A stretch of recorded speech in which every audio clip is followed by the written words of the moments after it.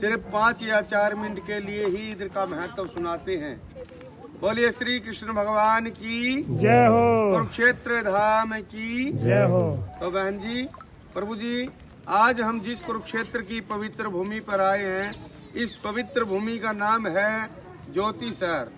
ज्योति मैंने प्रकाश, यानी कि भगवान कृष्ण जी ने इधर में ज्ञान का ज्योति जलाया गया था, यानी कि गीता सुनाई थी। और इस सरोवर का नाम पड़ा है ज्ञान का सरोवर, और इन दोनों को मिलाकर के बना इस गांव का नाम ज्योति शहर। अभी आप मंदिर पे दर्शन करके आए हैं, आदि गुरु शंकराचार्य मंदिर है। ये जो आदि गुरु शंकराचार्य जी थे, बैठ जाओ, शंकर भगवान जी के अवतारी थे कि जितने भी हमारे चारों धाम हुए हैं, प्राचीन मंदिर हुए हैं, सभी की जो खोज की थी आदि गुरु शंकराचार्य जी ने की थी।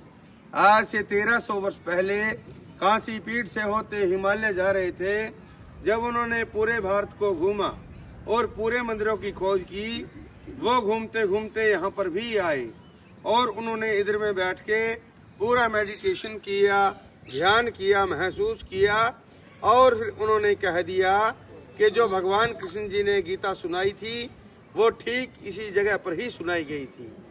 ये कौरव और पांडवों के दोनों सेनाओं के बीच का वो मध्यम स्थान माना जाता है, यानी कि सेंटर पॉइंट, कि जब युद्ध के समय में, रण के समय में कौरव पांडव युद्ध के लिए आमने सामने खड़े थे, तो अर्जुन कहने लगे भगवान कृष्ण जी को कि हे प्रभु, मुझे ऐसे स्थान पर लेकर के जाइए जहां से मैं दोनों सेनाओं को मध्यम भूमि से देख सकूं।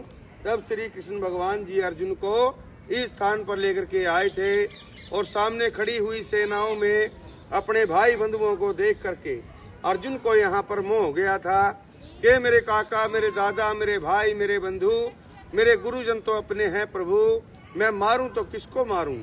तब भगवान श्री कृष्ण जी ने इसी जगह से कहा था कि अर्जुन, आज आप इन कौरवों को मारो ना मारो, लेकिन मारे इधर में सभी जाएंगे। हे अर्जुन, आज मैं आपको ऐसी दिव्य दृष्टि देने जा रहा हूँ जो बड़े बड़े महान ऋषि मुनियों ने मेरे लिए जप किए गए हैं, तप किए गए हैं, योग किए गए हैं, ऐसी दिव्य दृष्टि मैंने उनको नहीं दिया जो मैं आज आपको देने जा रहा हूँ। रथ के ठीक सामने जो पेड़ खड़े हैं, भगवान कृष्ण जी ने 18 अध्याय गीता के 700 श्लोक सुनाए थे, और गीता सुनाते समय वो पेड़ भी सदा सदा के लिए अमर हो गए थे, दिव्य हो गए थे। और तभी उस पेड़ का नाम पड़ा है अक्षय वट। अक्षय मैंने जिसका शयना हो, जो सदा सदा के लिए जिंदा रहता है, अमर रहता है, उसको हम अक्षय वट कहते हैं। युद्ध की शुरुआत भी इसी जगह से हुई थी और अर्जुन को विराट स्वरूप के दर्शन भी इसी जगह से हुए थे। ये 48 कोस 156 किलोमीटर का रणभूमि है। इसमें 5 डिस्ट्रिक्ट बन चुके हैं, 5 जिले, कुरुक्षेत्र, करनाल, पानीपत, जींद और कैथल।